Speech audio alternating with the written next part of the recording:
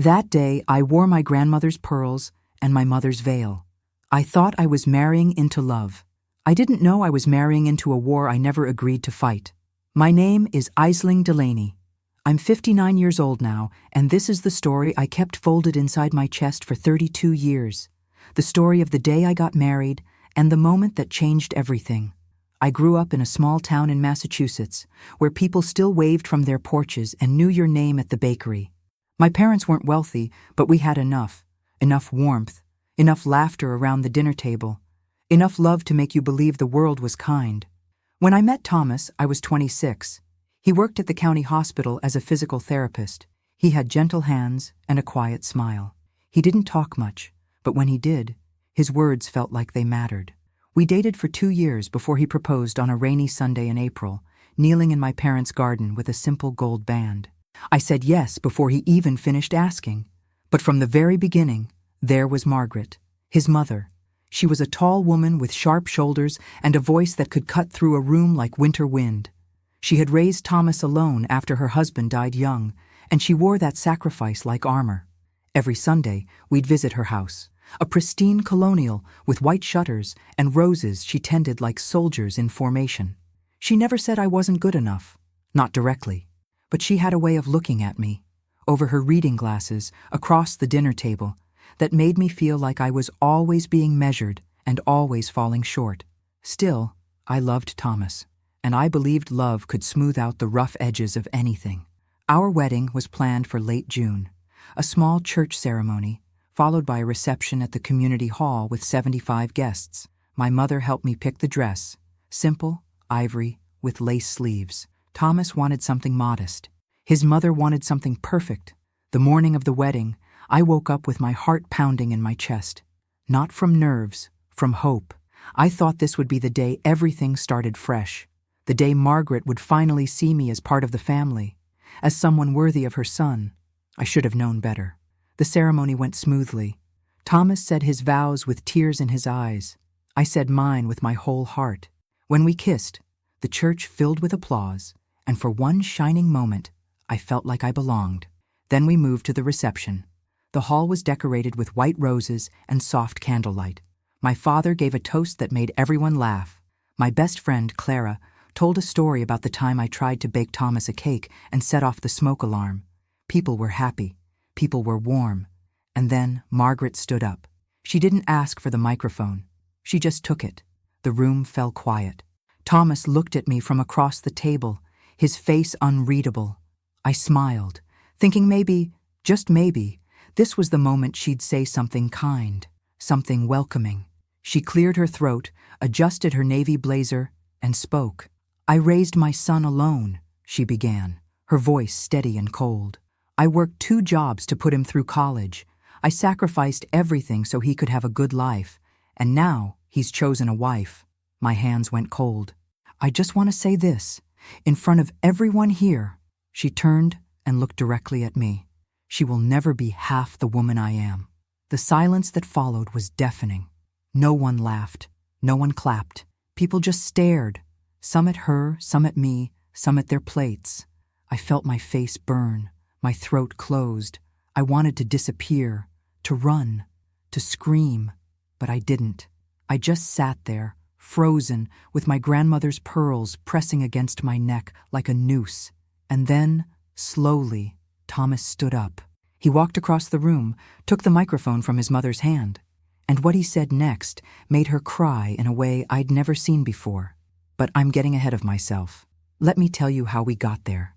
Let me tell you what it's like to love someone while his mother tries to erase you from the story.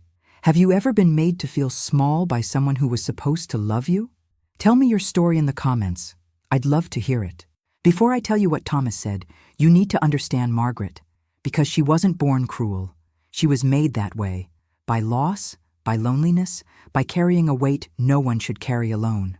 Thomas's father, Robert, died when Thomas was only 7 years old. Heart attack, sudden. One morning, he kissed his family goodbye and went to work at the factory, and by noon, he was gone. Margaret never remarried. She used to say, "I had my great love. I don't need another." But I think the truth was different. I think she was too afraid. afraid to let anyone else in, afraid to be left again. So she poured everything into Thomas. Every ounce of energy, every dollar, every dream she'd once had for herself. She gave it all to him. She worked as a secretary during the day and cleaned offices at night. She sewed his clothes. She checked his homework under a single lamp at the kitchen table. She drove him to every baseball game, every school event, every moment that mattered. And Thomas loved her for it. Deeply. Completely. When I first met Margaret, she was polite. Distant, but polite. She shook my hand with a firm grip and said, "So you're the girl Thomas has been talking about. Not the woman, the girl." I didn't think much of it at the time, but over the months, little comments started to slip through. When I cooked dinner for Thomas at his apartment, she'd say, "Well, that's nice. I taught him to cook for himself, though. He doesn't need anyone to do it for him." When I bought him a new sweater for his birthday, she said, "Oh, how sweet. I've been buying his clothes since he was born. I know his size better than anyone." When Thomas told her we were getting engaged, she smiled tightly and said, "I just hope you know what you're getting into." I tried. God, I tried. I baked her favorite lemon cake. I asked about her garden. I complimented her home, her cooking, her strength. I wanted her to like me, to see me as someone who loved her son the way she did. But nothing I did was ever enough. One evening, about 3 months before the wedding, Thomas and I went to her house for dinner. It was a Sunday, as always. Roast chicken, mashed potatoes, green beans from her garden. Everything perfect, as always. We were sitting at the table when Margaret looked at me and said, "Aisling, have you thought about what kind of mother you'll be?" I blinked, caught off guard. I hope to be a good one someday." She nodded slowly, cutting her chicken with precision. "It's not easy, you know. Raising children. It takes sacrifice, real sacrifice. Not everyone is capable of it." Thomas shifted in his seat. "Mom, I'm just saying," she continued, her eyes fixed on me. "Some women are built for it, and some aren't." I felt my chest tighten, but I kept my voice calm. "I understand it's hard. I saw my own mother do it. I respect that." Margaret set down her fork. "Your mother had a husband to help her. I did it alone." There it was, the thing she always came back to, the singular fact that defined her entire existence. She had done it alone, and that made her superior, untouchable, unquestionable. Thomas reached across the table and took my hand. "Mom, Aisling is going to be a wonderful mother, and I'm going to be there. She won't have to do it alone." Margaret looked at him, and for a moment, something flickered across her face, something that looked like fear. "Of course," she said quietly. "Of course you will." But I saw it then, the real truth. She wasn't afraid I'd be a bad wife or a bad mother. She was afraid I'd be enough, afraid that Thomas wouldn't need her anymore, that the boy she'd raised alone, the boy she'd sacrificed everything for, would choose me over her. And in her mind, that was the ultimate betrayal. After that night, I started to notice the pattern. Every time Thomas showed me affection in front of her, she'd grow quiet. Every time he made plans with me instead of her, she'd mention how lonely she was. Every time he talked about our future, she'd remind him of her past. She was holding on so tightly that she couldn't see she was pushing him away. The wedding planning became a battlefield. She insisted on inviting people I'd never met. She criticized the flowers, the venue, the menu. She wanted everything done her way. "Because I know what's best." 1 week before the wedding, she called me. "Aisling," she said, her voice strangely calm. "I just want you to know, I'm not trying to make this difficult." I held the phone to my ear, silent. "I just love my son, and I want to make sure he's taken care of. That's all a mother can do." I wanted to say, "He's not a child anymore. He's a man, and I love him too." But instead I said, "I understand, Margaret. I really do." Because part of me did. Part of me understood that grief and love and fear can twist together so tightly that you can't tell them apart anymore. But understanding someone doesn't mean you have to let them hurt you. As I tell you this, I wonder where you're listening from. Write your city below so I can feel a little closer to you. The morning of my wedding, I woke up in my childhood bedroom with sunlight streaming through the lace curtains my mother had sewn when I was 12. Everything smelled like lilac and fresh coffee. I could hear my mother humming downstairs, and for a moment, just one small, perfect moment, I forgot about Margaret. I thought, today, I marry the man I love. Today, everything begins. My mother came in carrying a tray with toast and tea. She sat on the edge of my bed, the same way she had when I was sick as a child, and she looked at me with such tenderness that I almost cried. "You're going to be a beautiful bride," she said softly. "I'm nervous, Mama." She smiled. "That's normal. Marriage is a big step." I wanted to tell her the truth, that I wasn't nervous about marrying Thomas. I was nervous about marrying into Margaret's world, but I didn't. I didn't want to burden her. I didn't want her to worry. So I just said, "I love him. I know you do, sweetheart. And he loves you. That's what matters." Clara arrived an hour later with my dress and a bottle of champagne we never opened. She helped me with my makeup, keeping it simple like I wanted. Just a little blush, a little mascara, lips the color of rose petals. She pinned my mother's veil into my hair and stepped back to look at me. "Aisling," she whispered. "You look like an angel." I looked at myself in the mirror. The girl staring back at me looked hopeful, young, a little scared, but trying not to show it. I touched my grandmother's pearls at my throat. She'd worn them on her wedding day in 1938. My mother had worn them in 1956, and now they were mine. "Something old," Clara said, pointing to the pearls. "Something new." She handed me a small blue handkerchief with my initials embroidered in the corner. "Something borrowed." She touched the veil. "And something blue." I tucked the handkerchief into the sleeve of my dress and took a deep breath. "I'm ready." The church ceremony was everything I'd dreamed of, small and intimate. The wooden pews smelled like old hymnals and candle wax. Sunlight poured through the stained glass windows, painting the floor in shades of gold and crimson. My father walked me down the aisle, his hand steady on my arm. I could feel him trembling just a little, the way fathers do when they give away their daughters. At the altar, Thomas stood in a simple gray suit, his eyes locked on mine, and I swear I saw tears starting to form before I even reached him. The priest spoke about love and commitment and the sacred bond of marriage. Thomas took my hands in his. His palms were warm. His voice shook when he said his vows. "Aisling, from the moment I met you, I knew my life would never be the same. You make me better. You make me whole. I promise to love you, to honor you, to stand beside you in every storm and every season, for as long as I live." I said my vows through tears. "Thomas, I promise to be your partner, your friend, your home. I promise to choose you every single day. I promise to love you even when it's hard, especially when it's hard." When the priest said, "You may kiss your bride," Thomas pulled me close and kissed me like we were the only two people in the world. The church erupted in applause. My mother dabbed her eyes with a tissue. My father grinned like a proud fool. Clara whistled from the front pew, and Margaret sat in the second row, perfectly still, her hands folded in her lap, her face unreadable. We took photos outside the church. Thomas lifted me and spun me around while everyone laughed.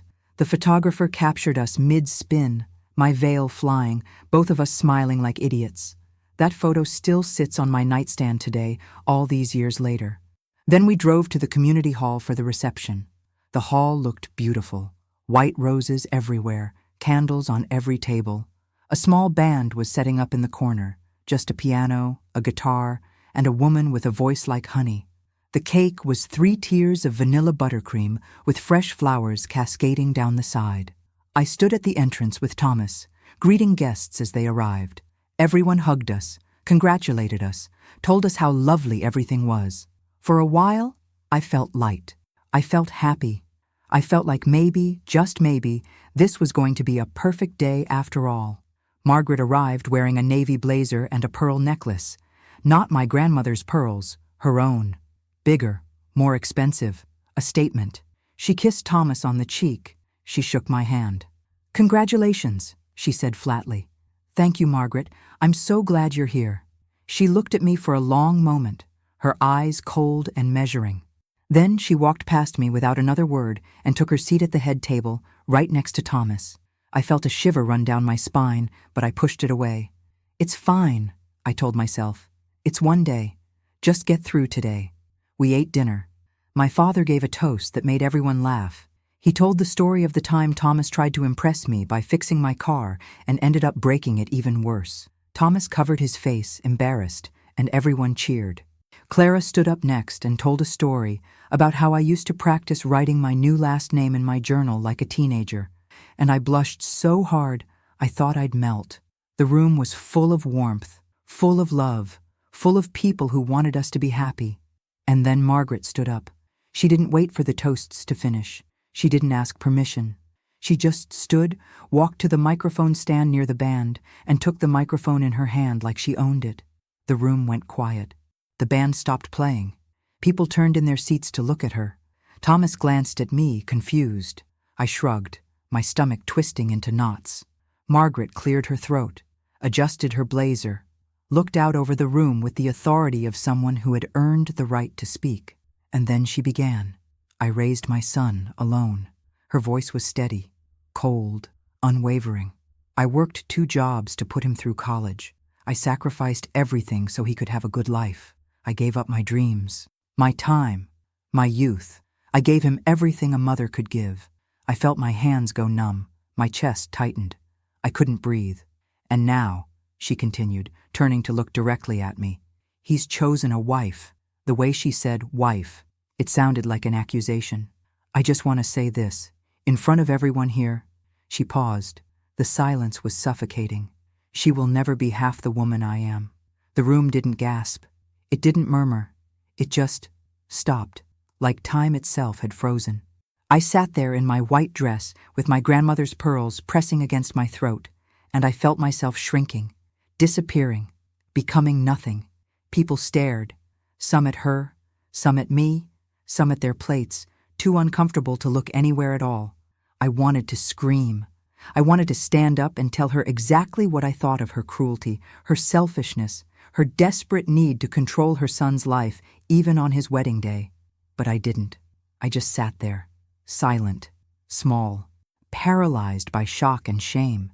And then, slowly, so slowly it felt like a dream, Thomas stood up.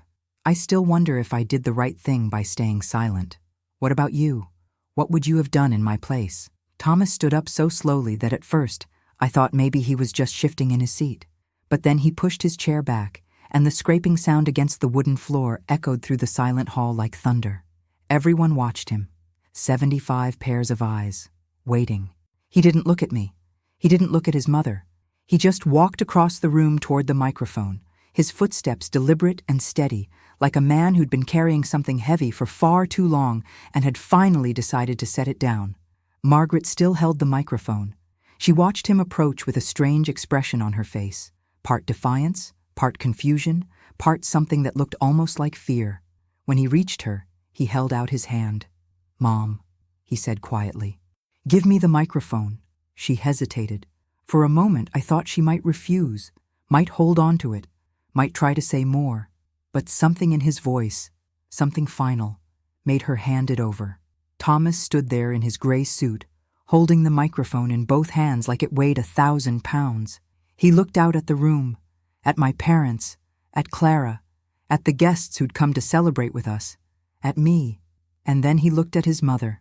"Mom," he said, his voice steady but thick with emotion. "I need to say something, and I need you to listen." Margaret stood frozen beside him. Her face had gone pale. "You're right," Thomas continued. "You did raise me alone. You worked 2 jobs. You sacrificed everything, and I am grateful. I have been grateful every single day of my life." He paused, took a breath. "But you taught me something else too. Something you maybe didn't mean to teach me." The room was so quiet I could hear my own heartbeat. "You taught me what loneliness looks like, what it does to a person, how it can make you hold on so tight that you suffocate the people you love." Margaret's eyes filled with tears, but Thomas didn't stop. "I watched you push away every man who ever tried to care about you. I watched you turn down invitations, refuse help, build walls around yourself so high that no one could climb them. You told yourself it was strength, that you didn't need anyone." His voice cracked. "But Mom, it wasn't strength. It was fear." A tear rolled down Margaret's cheek. She didn't wipe it away. "And now I'm standing here on my wedding day, the happiest day of my life, And you just told my wife in front of everyone we love that she will never be half the woman you are." He turned to look at me, his eyes red and wet. "But you're wrong, Mom. You're so wrong." He walked toward me, still holding the microphone, and took my hand in his. "Aisling is everything you taught me to value. She's kind. She's strong. She's selfless. She works hard. She loves deeply. She's patient even when people don't deserve her patience." His voice shook. "And most importantly, she knows how to let people in. She knows how to accept love. She knows how to build a life with someone instead of building walls to keep them out." I couldn't stop the tears. They poured down my face, ruining my makeup, and I didn't care. Thomas turned back to his mother. "I love you, Mom. I will always love you. But I am not your husband. I am not your replacement for Dad. I am your son. And I have chosen to build a life with someone. Not because I don't love you, but because that's what grown children do. They grow up. They build families. They move forward." Margaret covered her face with her hands. Her shoulders shook. "You can choose to be part of that life," Thomas said softly. "You can choose to love Aisling the way I love her, to welcome her, to treat her with the respect and kindness she deserves." He paused. "Or you can keep holding on to your anger and your fear and your need to control me. But if you do, Mom, you're going to lose me. Not because I'll stop loving you, but because I can't live my life trying to fill a hole that only you can fill." The silence that followed was different from before. It wasn't shock. It wasn't discomfort. It was truth, raw and painful and necessary. Thomas handed the microphone to the confused band leader and came back to me. He knelt down beside my chair, took both my hands in his, and whispered, "I'm so sorry. I should have said this a long time ago." I couldn't speak. I just pulled him close and held him while my whole body shook with sobs. Not from pain anymore, but from relief, from feeling seen, from feeling protected. Behind us, Margaret stood alone near the microphone stand. She looked smaller somehow, older, lost. My mother stood up and walked over to her. I watched through my tears as my mother, the kindest woman I've ever known, put her arm around Margaret's shoulders and gently guided her back to her seat. Margaret sat down and cried, not the dramatic, attention-seeking kind of crying, the quiet, broken kind, the kind that comes when you finally realize you've been wrong for a very long time. The band started playing again, soft music, something gentle. People began to talk in low voices, trying to bring the room back to life. My father raised his glass and said loudly, "To Thomas and Aisling, to love and courage and truth." Everyone raised their glasses. "To Thomas and Aisling." And slowly, the evening found its rhythm again. But something had changed, something fundamental. Thomas had drawn a line, not out of cruelty, but out of love, not to hurt his mother, but to save us both. Later that night, as we danced our first dance as husband and wife, he whispered in my ear, "I meant every word." "I know," I whispered back. "I know you did." I looked over his shoulder and saw Margaret sitting at a table in the corner, alone, staring at her hands. My mother sat down beside her again and said something I couldn't hear. Margaret nodded. She looked up at me. Our eyes met, and for the first time since I'd met her, I didn't see judgment in her face. I saw something else. Regret. As I tell you this, I wonder, have you ever had to choose between the people you love? Have you ever had to draw a line to protect your heart? Tell me in the comments. I'd love to hear your story. The weeks after the wedding were strange, quiet, like walking through a house where someone had just slammed a door and everyone was still listening to the echo. Thomas and I moved into a small apartment on Maple Street. 2 bedrooms, hardwood floors, a kitchen window that looked out onto a maple tree that turned gold in autumn. It was our first home together, and I loved every inch of it. I loved the way the morning light came through the bedroom curtains. I loved the creaky floorboards. I loved that it was ours. Margaret didn't call for 3 weeks, not once. At first, I didn't know how to feel about that. Part of me was relieved. Part of me felt guilty for being relieved. And part of me, a small, stubborn part, felt vindicated. Thomas, though, was struggling. He didn't say much about it. That wasn't his way. But I could see it in the way he'd stare at the phone sometimes, like he was willing it to ring. The way he'd grow quiet during dinner. The way he'd wake up in the middle of the night and sit by the window, looking out at nothing. One night, about a month after the wedding, I found him in the kitchen at 2 a.m, sitting at the table with a cup of cold coffee. I sat down across from him. "You okay?" He didn't look at me. "I don't know if I did the right thing." "At the wedding?" He nodded. I reached across the table and took his hand. "Thomas, you told the truth. You protected me. You protected us. But I hurt her.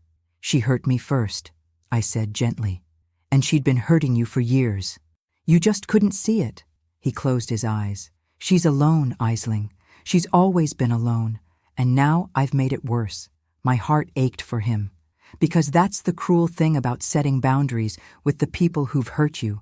Even when it's necessary, it still feels like you're the one doing something wrong. "She's not alone because of you," I said. "She's alone because she chose to be. And she can still choose differently." He looked at me then, his eyes tired and sad. "What if she doesn't? Then that's her choice, not your fault." He squeezed my hand. "I don't know how you can be so kind to her after what she did." "I'm not being kind to her," I said. "I'm being kind to you." 3 days later, Margaret called. Thomas answered. I stood in the kitchen, pretending to wash dishes, but really I was just listening. "Hi, Mom," he said quietly. I couldn't hear what she said, but I watched his face change, soften, relax just a little. "Yeah, we're good. The apartment's great. No, I'm working full-time now.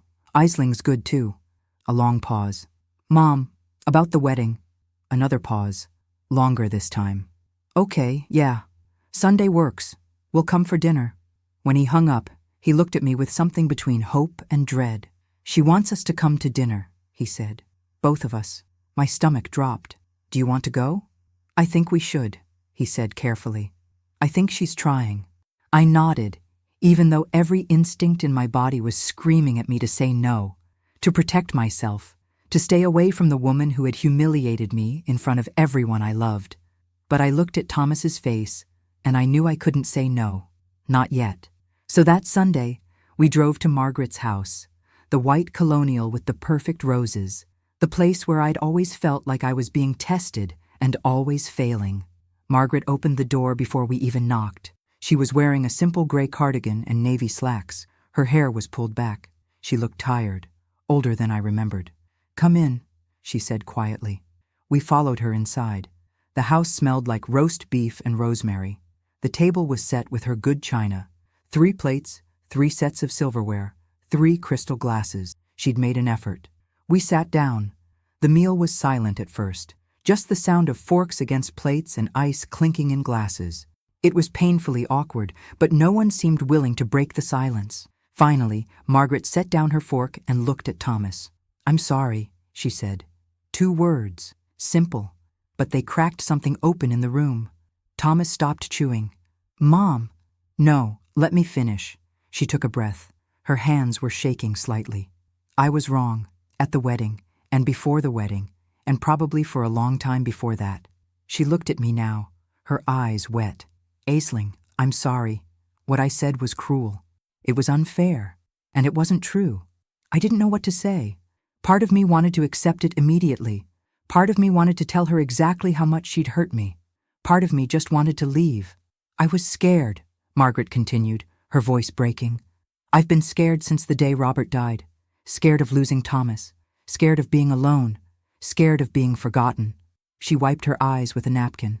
"And when he fell in love with you, I felt like I was losing him. Like all those years I spent raising him were for nothing. Like I was being replaced." Thomas reached across the table and took her hand. "Mom, you're not being replaced."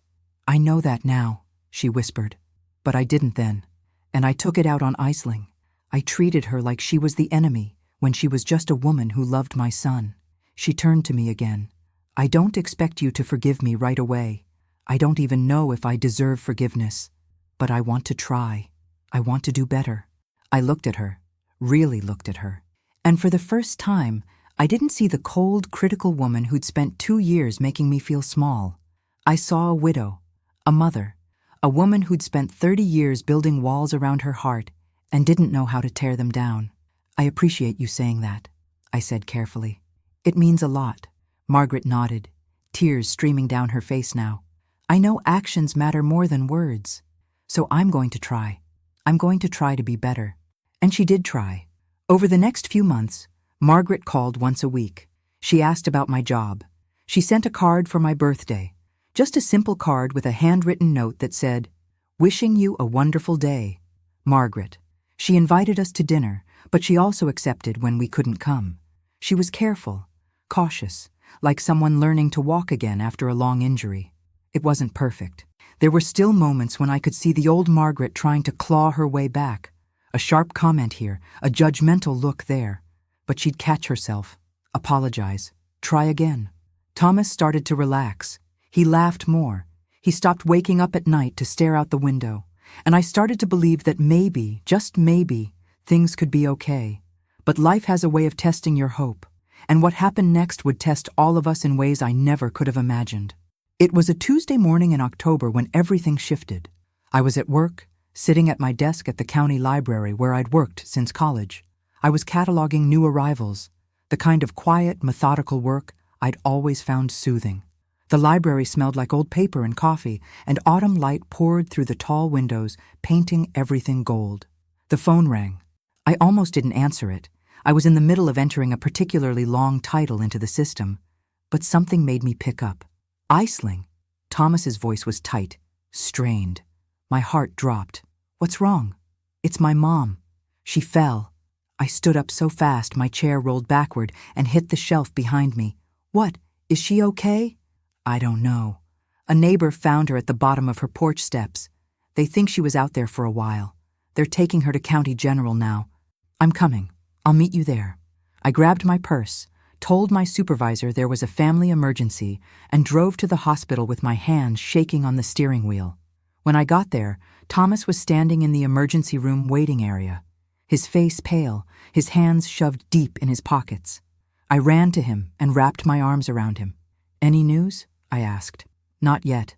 They're examining her now."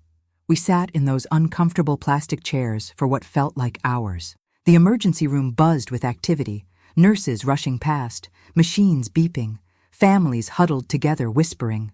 The fluorescent lights made everything look harsh and unforgiving. Finally, a doctor came out, a young woman with kind eyes and tired shoulders. "Are you Margaret Callahan's family?" We both stood. "I'm her son," Thomas said. "This is my wife." The doctor nodded. "Your mother has a broken hip and a concussion. She's stable, but she's going to need surgery. And after that, she'll need significant care during recovery, at least 6 to 8 weeks. She won't be able to live alone during that time." Thomas's face went white. "She can't live alone?" "No. She'll need help with daily activities, bathing, dressing, getting around, physical therapy. Someone will need to be with her." I knew what was coming before Thomas even said it. He looked at me, his eyes pleading. "Aisling. She can stay with us," I said. The words came out before I'd even fully processed what I was agreeing to. But what else could I say? What else could I do? She was his mother. She was hurt. She needed help. And despite everything, I couldn't let her suffer alone. Thomas's shoulders sagged with relief. "Are you sure?" No, I wasn't sure. I wasn't sure at all. But I nodded. "We'll make it work." 3 days later, after Margaret's surgery, we brought her home to our small apartment on Maple Street. Thomas had converted our second bedroom, the one we'd been using as a home office, into a temporary bedroom for her. We borrowed a hospital bed from the county medical supply. We set up a small table beside it with water, tissues, and the medications the hospital had sent home with her. Margaret looked so small in that bed, so fragile. Her hair was gray and uncombed. Her face was bruised from the fall. Her right leg was in a cast from hip to ankle. "Thank you," she whispered when we settled her in. "I know this isn't easy." "It's okay, Mom," Thomas said, kissing her forehead. "We're going to take care of you." And we did. We took care of her. But those 8 weeks tested me in ways I'd never been tested before. Margaret couldn't do anything on her own. She needed help getting to the bathroom, help bathing, help getting dressed. Thomas did most of it when he was home, but he had to work during the day. We couldn't afford for both of us to take time off. So the bulk of the caregiving fell to me. I'd go to work in the morning, come home at lunch to check on her, then rush back after my shift to help her with dinner, her medications, her evening routine. I'd help her into bed, I'd set up her pillows. I'd make sure she had everything she needed within reach. And through it all, Margaret was different. Not perfect. Not transformed overnight, but different. She said please and thank you. She apologized when she needed help with something embarrassing. She asked about my day. She listened when I talked. One evening, about 3 weeks into her stay, I was helping her change into her nightgown. It was an intimate, vulnerable moment, the kind that strips away all pretense and pride. "Aisling," she said quietly as I fastened the buttons, "I never wanted to be this person." I paused. What person? The bitter one. The angry one. The one who hurt people because I was hurting. I sat down on the edge of her bed. "Margaret, you were grieving. For 30 years. That's a long time to carry pain alone." She looked at me with tears in her eyes. I pushed everyone away. I thought I was being strong, but I was just being afraid. "I know," I said gently. "When Robert died, I felt like half of me died with him, and I never learned how to be whole again. I just survived. I worked. I raised Thomas, but I never actually lived." She reached out and took my hand. Her grip was weak but sincere. "And then you came along. And Thomas looked at you the way Robert used to look at me. And I hated it.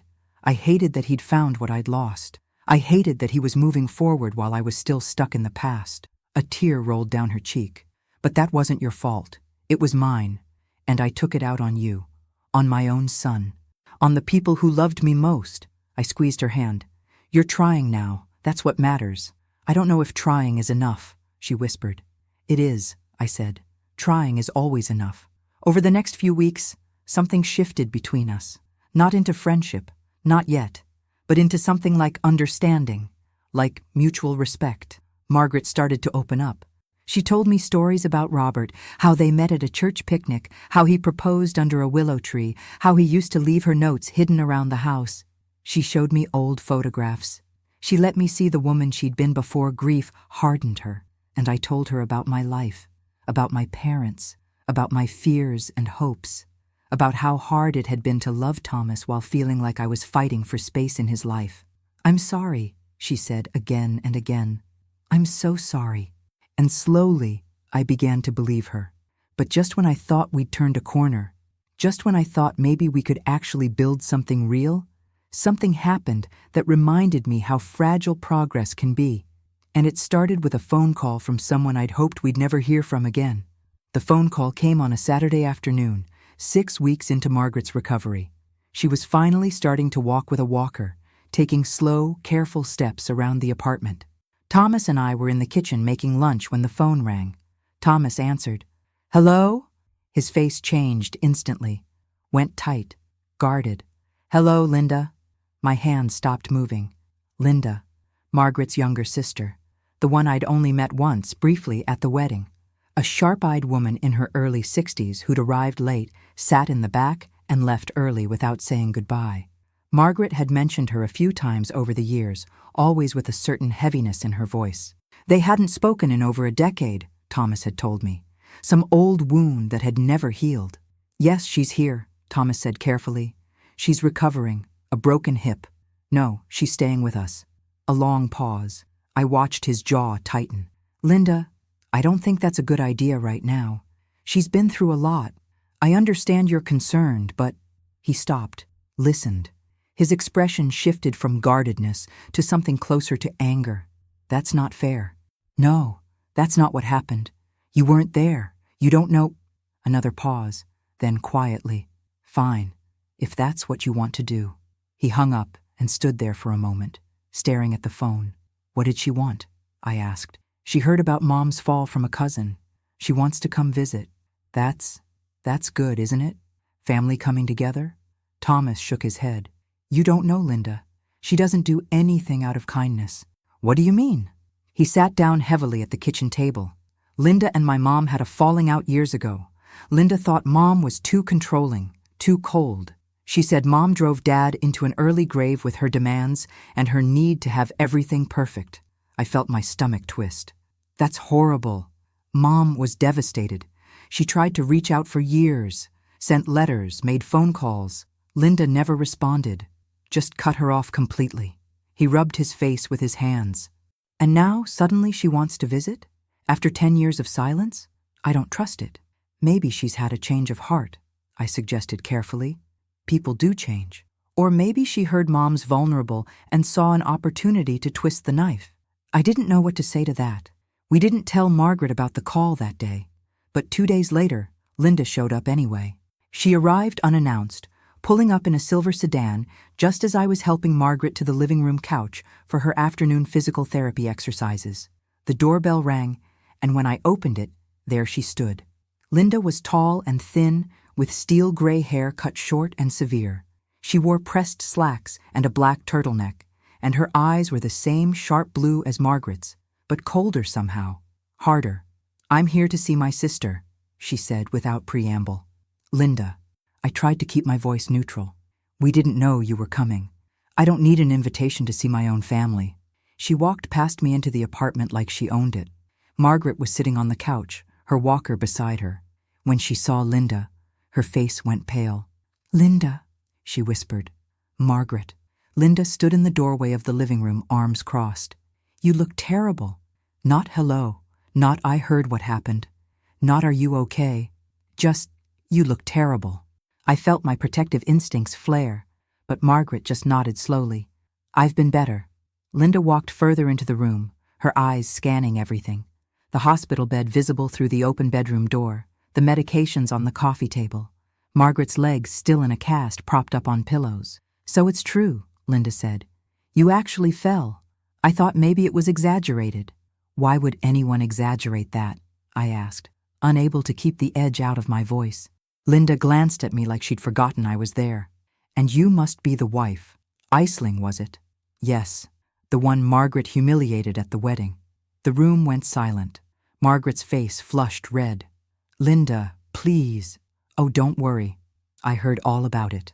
Cousin Jean couldn't stop talking about it. Said it was the most uncomfortable wedding she'd ever attended. Linda sat down in the armchair across from Margaret. "Said you stood up and told your new daughter-in-law she'd never be half the woman you are, in front of everyone?" "I apologized," Margaret said quietly. "I was wrong." "Were you, though?" Linda leaned back, studying her sister. "Or were you just finally honest for once in your life?" I felt anger rising in my chest. "Linda, I don't think—" "You don't think what?" Linda turned to me. "That I should say what everyone else has been thinking for years? That Margaret is controlling and cold and impossible to please? That's enough," I said firmly. "Is it?" Linda stood up. "Because I spent my entire childhood watching her criticize everything I did, watching her hold herself up as the perfect daughter, the perfect wife, the perfect mother. And then when Robert died, she acted like she was the only person who'd ever lost someone. Like her pain was more important than anyone else's." Margaret's eyes filled with tears. "Linda, I know I wasn't easy to live with. You weren't just not easy, Margaret. You were impossible. You pushed everyone away. You made everyone feel small. And when I finally had enough and left, you acted like I was the villain." "I tried to reach out," Margaret said, her voice breaking. "For years, I tried." "You tried to control me," Linda shot back. "Just like you tried to control everyone else. Just like you tried to control your son. Just like you tried to control her." She pointed at me. I wanted to defend Margaret, to tell Linda she didn't know what she was talking about, to explain how much Margaret had changed, how hard she'd been trying. But part of me, a small, wounded part, wondered if Linda was right. Thomas came home then, walking through the door with groceries. He saw Linda and stopped cold. "What are you doing here?" "Hello to you too, nephew. I told you on the phone this wasn't a good time. And I told you I don't need permission to see my sister." Linda turned back to Margaret. "I came here to tell you something, Margaret. Something I should have said years ago." Margaret braced herself. I could see her hands trembling. "I forgive you," Linda said. The words hung in the air like smoke. "I forgive you for being impossible, for being cold, for making my childhood harder than it had to be. I forgive you for cutting me out when I tried to set boundaries. I forgive you for all of it."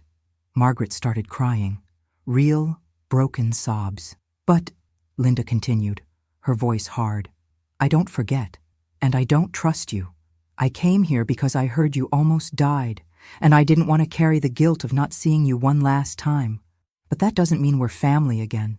That doesn't mean I want you in my life. She walked to the door, paused, and looked back at me. Be careful, she said quietly. People like Margaret don't really change. They just learn to hide it better. And then she left. The silence she left behind was deafening. Margaret sat on the couch, crying into her hands. Thomas stood frozen by the door.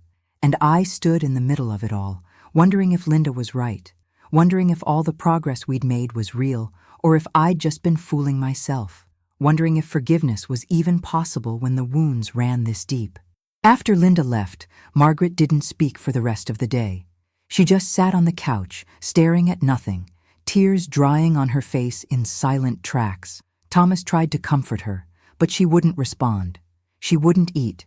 She wouldn't make eye contact. She just sat there, folded into herself like a piece of paper that had been crumpled and couldn't quite smooth out again. That night, after we'd helped her into bed and closed the door, Thomas and I sat at the kitchen table in the dark. I'm sorry, he said finally. For what? For Linda. For everything. For asking you to take care of my mother when she's done nothing but hurt you. I reached across the table and took his hand. Thomas, I chose to help her. You didn't force me. But Linda's right, isn't she? His voice cracked. My mom is controlling. She is cold. She did push everyone away. And maybe she hasn't really changed. Maybe she's just being nice because she needs us. Do you believe that? He was quiet for a long time. I don't know what I believe anymore. I understood that feeling, because I didn't know either. For weeks I'd been watching Margaret try, watching her soften, watching her apologize and open up and show vulnerability. I'd started to believe in her transformation, but Linda's words had planted a seed of doubt, and doubt, once planted, grows fast. I lay awake that night thinking about everything, about the wedding, about the months of small cruelties before that, about how easily people can wear masks when they need something from you. But I also thought about Margaret crying in bed as I helped her change her clothes, about the way she'd held my hand and thanked me, about the story she'd told me about Robert, about the woman she'd been before grief consumed her. Which version was real? The cold, controlling mother-in-law, or the broken, grieving widow trying to learn how to be human again? Maybe both. Maybe people aren't just one thing. The next morning I woke up early and went to check on Margaret. She was awake, staring at the ceiling. Good morning, I said softly. She didn't respond. I sat down on the edge of her bed. Margaret talked to me. She's right, Margaret whispered. Linda's right about everything. Margaret, I was a terrible sister, a terrible mother-in-law. I am controlling. I am cold. I do push people away. Her voice broke. And I don't blame you if you want me to leave, if you want to send me to a nursing home or back to my house. I wouldn't blame you at all. I looked at her, really looked at her. This woman who'd humiliated me at my wedding, who'd made me feel small and unworthy for 2 years, who'd held on to her son so tightly she'd nearly suffocated him.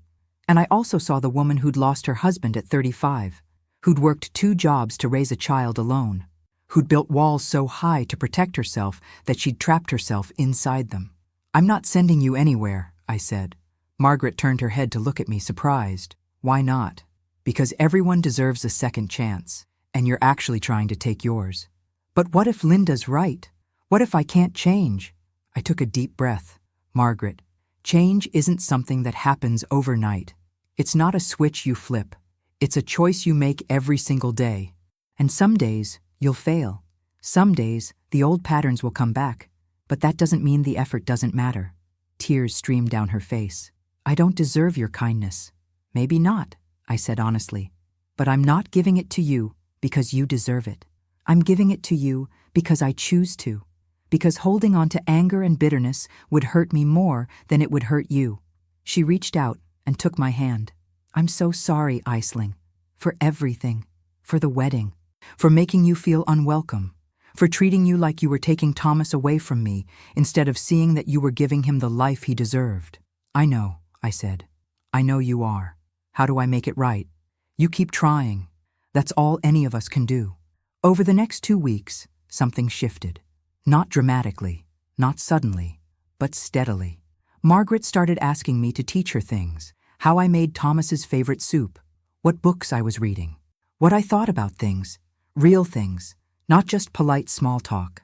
She told me more stories, not just about Robert, but about herself, about growing up poor in rural Maine, about her own difficult mother who died when Margaret was only 16, about how lonely she'd been, even in her marriage, because she'd never learned how to ask for help or show weakness. "I always thought strength meant doing everything alone," she said one afternoon as I helped her practice walking with her walker. "But now I think maybe I had it backward.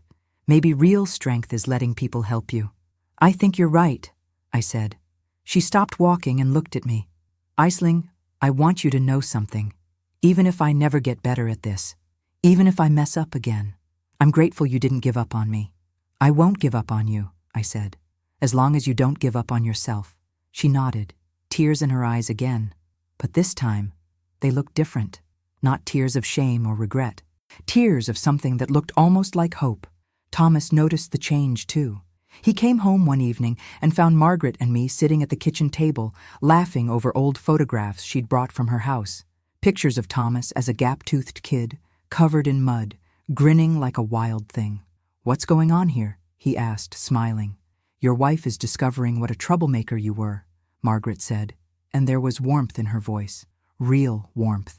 Thomas looked at me, and I saw the relief in his eyes, the gratitude, the love. That night, after Margaret had gone to bed, he pulled me close and whispered, "Thank you." "For what?" "For seeing something in her I'd almost stopped believing was there." "She's your mother," I said. "She's flawed and difficult and complicated, but she's trying, and that matters." He kissed my forehead. "You're a better person than I am." "No," I said. "I'm just someone who knows what it's like to need grace." 8 weeks after the fall, Margaret's cast came off. She could walk on her own again, slowly, with a cane. The doctor cleared her to go home. The day before she left, she asked to speak with me privately. We sat in the living room, afternoon light streaming through the windows, turning everything soft and golden. "I don't know how to thank you," she said, "for taking care of me, for not giving up on me, for showing me what real kindness looks like. You don't have to thank me." "Yes, I do."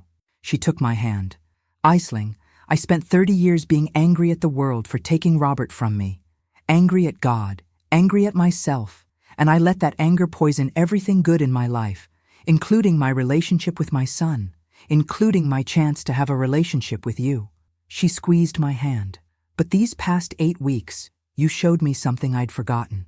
You showed me that people can choose to be kind even when they have every reason not to be. And that changed something in me." "I'm glad," I said softly. "I know I can't undo the wedding. I can't take back what I said. But I want you to know, you are 10 times the woman I ever was. You're patient and generous and brave in ways I never learned to be. And Thomas is the luckiest man alive." I started crying then, not from pain, from healing. "And if you'll let me," Margaret continued, "I'd like to try to be the mother-in-law you deserve, not the one I've been, but the one I should have been all along. I'd like that," I whispered. She pulled me into a hug, the first real hug she'd ever given me, and we both cried together. When Thomas came home that evening, he found us sitting together on the couch, looking through old photo albums, talking like old friends. He stood in the doorway for a moment, just watching, and I saw his eyes fill with tears. "I love you both," he said quietly. And for the first time since I'd met Margaret, I believed we might actually become a family. But life, as I've learned, is never that simple. Because what happened next tested everything we'd built and showed me that some wounds take more than forgiveness to heal. Margaret went home on a cold November morning, 3 months after the fall. Thomas and I helped her settle back into her white colonial with the perfect roses, though by then the roses had been pruned back for winter, leaving only bare thorny stems reaching toward the gray sky. The house felt different somehow, quieter, lonelier. Or maybe Margaret just saw it differently now. "It's so empty," she said softly as we stood in her living room. "I never noticed before how empty it is." "You don't have to stay here alone," Thomas said. "You can come back to our place anytime, or we can visit more, every week if you want." "No," Margaret said, but her voice was gentle. "I need to learn how to be here, how to live with myself. I've been running from this emptiness for 30 years. It's time I faced it. Over the next few months, we visited Margaret every Sunday. She cooked dinner for us. Simple meals, nothing extravagant. We'd sit at her table and talk. Really talk. About books and movies and memories. About hopes and fears. About life. She started attending a grief support group at the church. She reconnected with a few old friends she'd pushed away over the years. She even started volunteering at the hospital, helping other patients who were recovering from falls and surgeries. It helps, she told me one Sunday. Helping other people. It makes me feel like maybe all that suffering wasn't wasted. Like maybe I can use it for something good. I watched her transform, slowly but surely. She laughed more. She smiled easier. She asked questions instead of giving orders. She listened instead of judging. Thomas and I got pregnant that spring. When we told Margaret, she cried. Not tears of possessiveness or fear, but tears of pure joy. "I'm going to be a grandmother," she whispered, hugging us both. "And I promise you, I'm going to do it right this time. I'm going to love this baby the way I should have loved you, Aisling, with an open heart." "I know you will," I said, and I believed her. But then, about 6 months into my pregnancy, something happened that none of us expected. Margaret called one evening, her voice strange, weak. "Thomas, I need you to take me to the doctor. Something's wrong." We rushed over, found her sitting on her couch, pale and drawn, holding her side. "How long have you been feeling like this?" Thomas asked as we drove to the emergency room. "A few weeks," she admitted. "Maybe longer. I thought it was just indigestion, but it's getting worse." The doctors ran tests. Lots of tests. And 3 days later, we got the diagnosis that changed everything. Pancreatic cancer. Stage 4, aggressive. The oncologist was kind but direct. "With treatment, we might be able to give you another year, maybe 18 months. Without treatment, probably 3 to 6 months." Margaret sat in that sterile exam room, her hands folded in her lap, and nodded calmly. "And what's the quality of life with treatment?" "It's difficult," the doctor said honestly. "Chemotherapy is hard on the body. There will be nausea, fatigue, pain. And at this stage, we're not talking about a cure. We're talking about buying time." Margaret looked at Thomas, then at me. "Can I think about it?" "Of course," the doctor said. "Take all the time you need." We drove home in silence. Thomas gripped the steering wheel so tightly his knuckles turned white. I sat in the back seat with Margaret, holding her hand, feeling my baby kick inside me while death sat beside us in the car. That night, Margaret called us both to her house. She'd made tea, set out cookies she'd baked that afternoon, as if this were just another normal visit. "I've made my decision," she said as we sat at her kitchen table. "I'm not doing the treatment." "Mom, no," Thomas started. "Thomas, listen to me." Her voice was firm, but loving. "I've spent the last year learning how to live. Really live. I've made peace with my past. I've built relationships I thought I'd destroyed forever. I've learned how to be happy." She reached across the table and took both our hands. "If I do the treatment, I'll spend the last months of my life sick and miserable, holding on desperately to something I can't keep anyway. But if I don't, I can spend that time actually living, being present, meeting my grandchild, making memories that matter." "But we could have more time with you," Thomas said, his voice breaking. "Or we could have better time," Margaret said gently. "Quality over quantity, my love. That's what I want." I understood what she was saying, but understanding didn't make it hurt less. Margaret lived for 7 more months. 7 months of Sunday dinners and long conversations. 7 months of her learning to knit baby blankets and choosing her favorite rocking chair to give us for the nursery. 7 months of her telling me stories I wanted to remember. About Thomas as a baby, about Robert's laugh, about the garden she'd planted the year they bought the house. She got weaker slowly at first, then faster. By June, she needed a hospital bed again. By July, she could barely leave it. I was 8 months pregnant when she called us over one last time. She looked so small in that bed, so fragile, but her eyes were clear and bright. "I need to tell you both something," she said, her voice barely above a whisper. We sat on either side of her, each holding one of her hands. I wasted so much of my life being angry, being afraid, building walls. She looked at me, And I almost destroyed the best thing that ever happened to my son because I couldn't see past my own pain. Mom, you don't have to. Yes, I do. She squeezed my hand weakly. Aisling, you saved me, not just by taking care of me when I fell, but by showing me what forgiveness looks like, what grace looks like. You had every reason to walk away from me, and you didn't. You chose love instead. Tears streamed down my face. I'm glad I did. Me too. She smiled. And I want you to know something. When I said at your wedding that you'd never be half the woman I was right. My breath caught. You're not half the woman I was, she continued softly. You're twice the woman I ever was. You're everything I should have been, but was too broken to become. She turned to Thomas. Take care of her. Love her. Never take her for granted. She's the best thing that ever happened to this family. I know, Mom, Thomas sobbed. I know. And when that baby comes, you tell them about their grandmother. Not just the broken parts, but the part at the end, when she finally learned how to love properly. We will, I promised. We will. Margaret died 3 days later, on a quiet Sunday morning with both of us beside her. She went peacefully, with a small smile on her face, holding our hands. At her funeral, the church was fuller than I expected. People from her grief group, patients she'd helped at the hospital, old friends she'd reconnected with. Even Linda came, standing in the back, crying silently. I spoke at the service, told the story of a woman who spent 30 years locked in grief, but found her way out before the end, who learned that it's never too late to change, never too late to choose love over fear. Margaret taught me that forgiveness isn't about excusing someone's behavior, I said, looking out at the gathered faces.